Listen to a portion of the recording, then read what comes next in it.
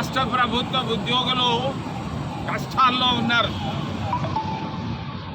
రాష్ట్ర ప్రభుత్వ ఉద్యోగస్తులు అప్పుల్లో ఉన్నారు. రాష్ట్ర ప్రభుత్వ ఉద్యోగస్తులు 6 లక్షల మంది 3 రూపాయలు వడ్డీకి తీసుకొచ్చి బిడ్డలు చదివించుకుంటున్నారు. ఇచ్చేటువంటి జీతాలు చాలటం లేదు. ధరలు బాగా పెరిగిపోయినాయి. గత 8 సంవత్సరాల్లో 5 సంవత్సరాలకు ఒక్కసారి పిఆర్సీ వేయాలి, పే రివిజన్ కమిషన్.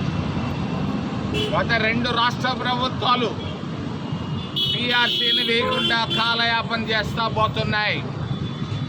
ఒక ఆయన బటన్ నొక్కితే ఇంకొక ఆయన మరి చంద్రావతి అంటున్నాడు. రాష్ట్ర ప్రభుత్వ ఉద్యోగులు 24 గంటలు కష్టపడి పనిచేస్తున్నారు.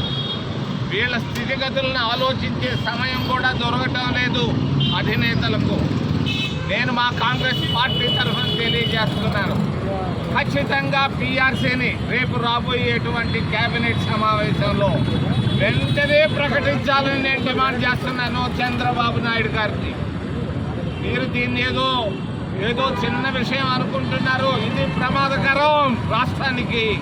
రాష్ట్ర ప్రభుత్వ ఉద్యోగస్తులు ఎవరు సంతోషంగా లేరు. ఇది కారణం ధరలు, విపరీతంగా ధరలు పెరిగిపోయినాయి. గ్యాస్ ధరలు పెరిగిపోయినాయి, బియ్యం ధరలు పెరిగిపోయినాయి, నూనె ధరలు పెరిగిపోయినాయి, అన్ని ధరలు పెరిగిపోయినాయి. బాడుగలు కూడా, ఇళ్ల బాడుగలు కూడా పెరిగిపోయినాయి. ఈ పరిస్థితుల్లో రాబోయేటువంటి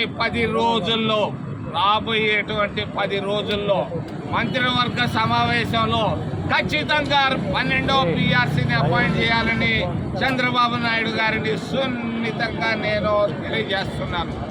నా మాట విను చంద్రబాబు నాయుడు గారు, వెంటనే పిఆర్సీని వేయండి, వేసి తీరాలని తెలియజేస్తున్నాను. రెండవ విషయం చెప్పక తప్పదు. విజయవాడకు వచ్చి రాజధాని రైళ్లల్లో చర్చించుకుంటున్నారు. రాజధాని విషయం నిన్నంతా రైళ్లలో కూర్చొని వింటా ఉంటే తగాదాలు పెట్టుకుంటున్నారు అందరూ. రాజధాని అమరావతిపై చంద్రావతి అయిపోయింది చంద్రబాబు నాయుడు గారు. ఇది ఎవరు ఇష్టపడటం లేదు. ఉత్తరాంధ్ర వాళ్ళు ఇష్టపడటం లేదు, రాయలసీమ వాళ్ళు ఎవరు ఇష్టపడటం లేదు. నువ్వు మాత్రమే ఇష్టపడుతున్నట్టుంది. జాగ్రత్త. ఉద్యోగస్తులకు ఇవ్వాల్సినటువంటి 30,000 కోట్ల రూపాయల బకాయిలు వెంటనే చెల్లించు. తర్వాత నీ అమరావతి లక్షల కోట్లు. మరి చివరిలో పరిశ్రమలు. ఆయన ప్రతిరోజు ఏదో చెప్తున్నాడు.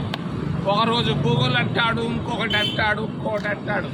కాంగ్రెస్ ప్రభుత్వం ఉన్నప్పుడు మన్మోహన్ సింగ్ గారి ప్రభుత్వంలో మేము తిరుపతిలో 250 పెద్ద పరిశ్రమలు తెచ్చాం. మేమెప్పుడూ చెప్పుకోలేదు. ప్రతిరోజు ఏదో ఒకటి చెప్పుకోవడం తప్ప మరి ప్రకటనలతోనే పోతా ఉంది ఆంధ్రప్రదేశ్ రాష్ట్రం. ప్రగతి 0 అని తెలియజేస్తూ ఏదైనా ప్రశ్నలు ఉంటే అడగమని మిమ్మల్ని చేతులెత్తి ప్రార్థిస్తున్నాం.